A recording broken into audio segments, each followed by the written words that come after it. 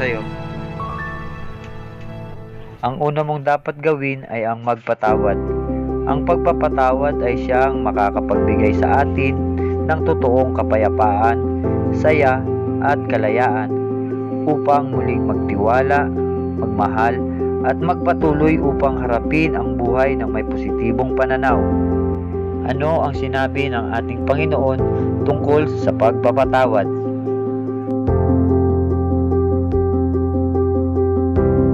Narito ang ilang talata sa Biblia na makakatulong sa iyo upang ikay makapagpatawad.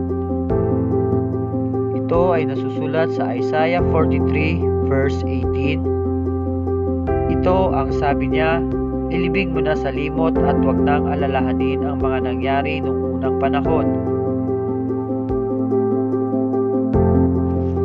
Ephesians 4:31 to 32. Alisin na ninyo ang lahat ng sama ng loob, puot at galit. Huwag na kayong mambulyaw, manlait at manakit ng damdamin ng kapwa.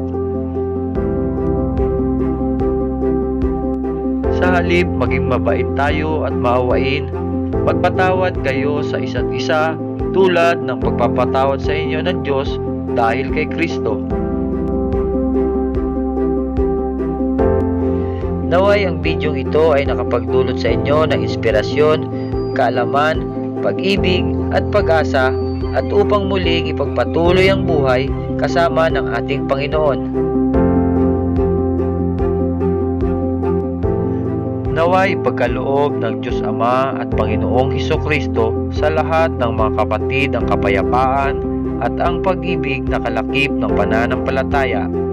At ang pagpapala ng Diyos ay sumaating lahat at sa lahat na umiibig ng walang maliw sa ating Panginoong Hesukristo.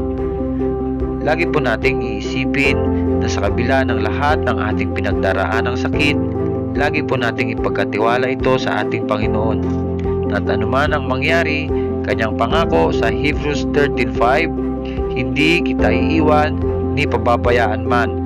Lagi po nating aalalahanin na ang pangako ng Diyos ay tapat at kailanman ito ay hindi magbabago. Sa muli po, ito si Judrios. Maraming salamat po. Thank you and God bless.